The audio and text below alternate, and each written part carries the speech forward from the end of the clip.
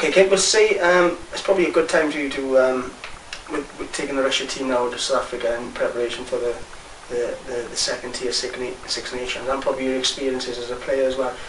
In big games, when there was a lot of pressure on the result and you were playing maybe against a great side or a great opponent, what kind of things did you use to try and deal with your nerves? If the nerves were getting perhaps running away with a little bit and you started to get a little bit edgy and stuff, with the techniques that you used as a player, or maybe used with your Russian team now or teams in the past, just to make sure that they remain calm and composed and not get too head up before yeah, I think the thing is, and working on the Welsh is great, because a lot of championship players, a lot of players just been chucked in their last minute. Yeah.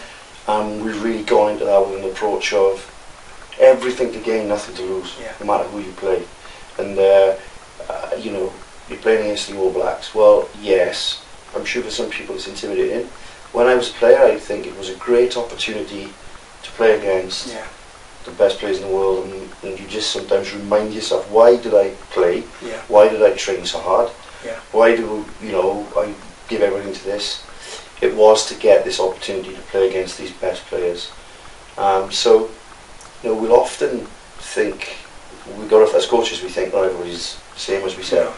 We think, as we thought we do, we can't help it, and we're hoping that those people in the room thinking the same thing. So you can just remind them of those things.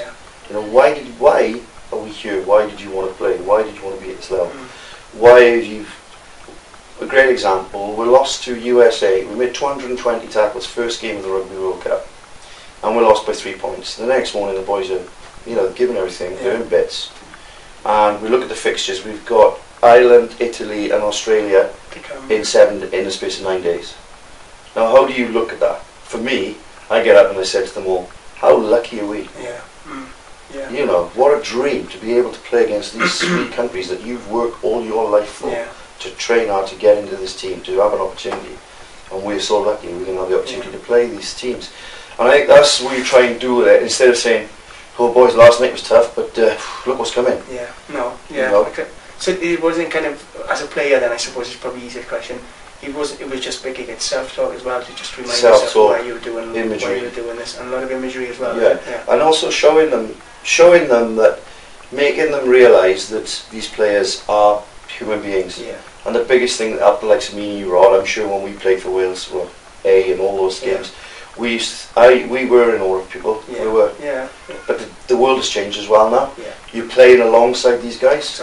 I said about Ian Jones, but he probably was one of the best All Blacks ever. And you suddenly play with, I've coached Luke McAllister's, and you suddenly realise, look, players having more exposure to the wider environment now, and playing with the. And they rate everyone's human. We thought we never played against an Englishman unless it was international. And it's like, oh, look at Tim Rodwell, how big is he?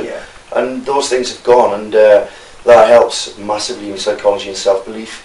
I mean, the biggest thing for me was Jonah with my old man. I mean, Lomu was a 15-year-old lad who was my half little brother, my little beast of a job. And all of a sudden, he's the biggest superstar in the world. Superhuman, wasn't he, at that? And I think, well, if that's just Jonah, and that did help me, that gave me confidence to think, he's the biggest rugby player in the world, he's my mate. It did kick me on a bit to think, well...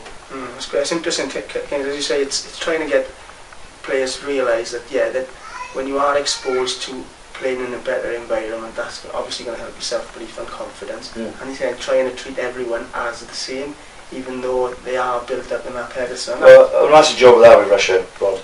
Before we played Australia, they're all looking at their kit bags, they want to train, they want to get Quade Cooper's autograph. And that's you're going to do. They got posters of these guys on their bedroom walls, and that's a massive experience. And do you know, no matter what I tried that day, I wasn't going to. It took till half time. And I think we've all been there, and they realised, actually, Quade Cooper, you can tackle him. He does miss kicks to touch. And, he does drop the ball, or wherever it might be, and that, by the half time, you start to believe in it. It's only from those experiences, that's why I keep hammering on about playing against these players and playing against these regularly. It's the only way you can get anywhere.